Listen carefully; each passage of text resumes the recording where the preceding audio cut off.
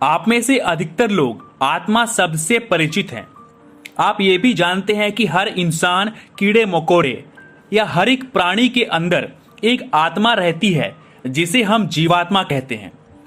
आप ये भी जानते होंगे कि आत्मा का न तो जन्म होता है और न ही मृत्यु, वह तो अविनाशी है। अधिकतर लोग जो आप में से आत्मा का रहस्य नहीं जानते हैं और अगर हमारे इस चैनल पर पहली बार आए हैं तो हमारे प्लेलिस्ट पर जाकर आप वीडियोस को देख सकते हैं जहां पर आप आत्मा के बारे में जानकारी प्राप्त कर सकते हैं। आत्मा के बारे में तरह तरह की रहस्य पर लोग वीडियो बनाते हैं, पर आज हम आपको आत्मा के जिस चीज के बारे में बताने जा रहे हैं शायद इससे पहले आपने ना तो कहीं देखा होगा और न ही कहीं सुना होगा। तो ऐसा क्या है आत्मा का रहस्य के बारे में, आइए जानते हैं। आज हम बात करने वाले हैं आत्मा का आकार के बारे में। हर व्यक्ति के मन में यह प्रश्न उठता ही है कि आखिर हमारे शरीर के अंदर जो आत्मा है उस आत्मा का आकार क्या है, वो कितना बड़ा है या कितना सूक्ष्म है। इसको लेकर तरह तरह के मतभेद हैं। कोई कहता है आत्मा छोटा होता है, कोई कहता है बहुत ही बड़ा होता है। तो आखिर आत्मा का आकार होता कितना है, आइए जान लेते हैं। आप देख रहे इवनिंग अड्डा और मैं हूं आपका होस्ट सूरज कुमार सिल।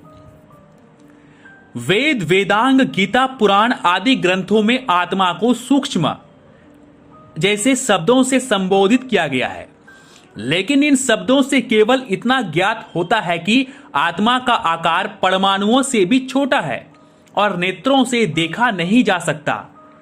आत्मा अणु ही है, वह शरीरकार या सर्वव्यापक नहीं है। तो अब प्रश्न यह उठता है कि आत्मा का आकार या माप कितना है। आखिर कुछ तो साइज होगा आत्मा का। तो आज इसे हम वेद या उपनिषद के प्रमाणों से समझेंगे।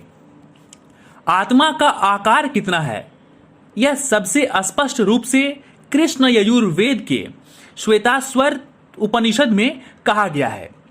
जो श्लोक है वह इस प्रकार है आत्मा के आकार के बारे में। वालाग्र शतभाग्यस्य शतधा कल्पितस्य भागो जीवस विज्ञयस चानन्त्याय कल्पते। अर्थात जो बाल का अगला हिस्सा है उसको पहले 100 भागों में विभक्त किया जाए, फिर उसके एक भाग को लेकर पुनः 100 भागों में विभक्त किया जाए। अब उनमें से किसी एक भाग के बराबर आत्मा का आकार होगा। वैसे मनुष्यों के वालों का व्यास 0.017 से 0.18 मिलीमीटर होता है। इसका अगर औसत निकाल लिया जाए तो 0.0985 मिलीमीटर होता है। अतः श्वेताश्वतरोपनिषद के प्रमाण को मानकर यदि आत्मा के आकार की गणना करें तो बाल के 100 भाग को पुनः 100 भाग यानी कुल 10,000 भाग होगा। वही बाल का औसत व्यास 0.0985 मिलीमीटर है। इस प्रकार वेद द्वारा पता चला कि आत्मा का आकार लगभग 0.0000000985 मिलीमीटर या फिर 0.985 इंटू 10⁻⁻5 मिलीमीटर होता है। लेकिन यह गणना बिल्कुल ठीक नहीं है। ठीक इसलिए नहीं है क्योंकि वेदों में सिर्फ कहा गया है बाल को लिया जाए। किसके बाल को ले? इंसान का या जानवर का या किसी पशु पक्षी का, या फिर इंसान के शरीर में किस अंग का बाल ले, या फिर स्त्री का बाल ले, बूढ़े का बाल ले, बच्चे का बाल ले या किसका बाल ले, यह यहाँ पर क्लियर नहीं किया गया है। लेकिन इस श्लोक को अगर हम ध्यान से देखें तो यहाँ पर कल्पितस्य शब्द आता है, अर्थात वेद कल्पना करने को कह रहा है कि 100वें भाग को पुनः 100 भागों में कल्पना किया जाए जो उसका एक भाग होता है। इसलिए यह सोचना चाहिए कि यदि आत्मा के आकार को बताना संभव होता तो वेदों में स्पष्ट बता दिया होता। वेदों का इस तरह से कहने का आशय है कि आत्मा के आकार का स्पष्ट रूप से वर्णन करना संभव नहीं है। आत्मा का आकार बताना संभव नहीं है, ऐसा इसलिए क्योंकि आत्मा माया का पदार्थ नहीं है। हम जो कुछ देखते हैं, सुनते हैं, स्पर्श करते हैं अथवा यह संसार माया का बना है।